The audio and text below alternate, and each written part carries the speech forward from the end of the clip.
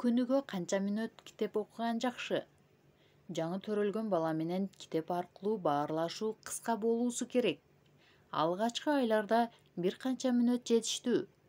Алгачкы жылдын акыркы айларында 5-10 мүнөттүк окуу ишмердүүлүгүнөн сөз кылып жатам. Бала чоңойгон сайын табигый түрдө ал сизге багыт берет.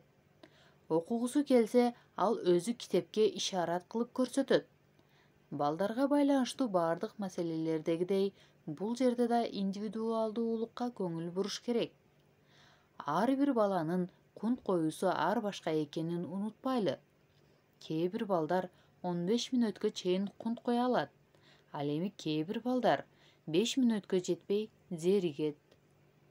Ал эми мектеп курактагы балдарда 1-класстан 4-класска чейинки балдарда мектеп окуусунан сырткары үй тапшырмаларын жарым сааттан 1 саатка чейинки аралыкта гана аткаруусу жетиштүү.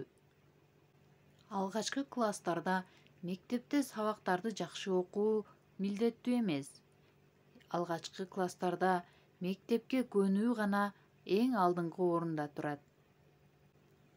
Тапшырмасын аткарууда сиз өзүнө гана коюп бербеңиз, ошондой эле мажбурлап аткартырбаңыз.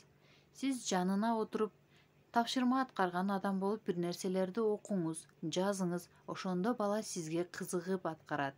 Кел, сага жардам берейинби, эмнеден кыйналып турасың деген сыяктуу татуу сөздөрдү сүйлөө менен тапшырмасын аткарууга же болбосо жомок китептерди окуп берүүгө үйрөтүңүз.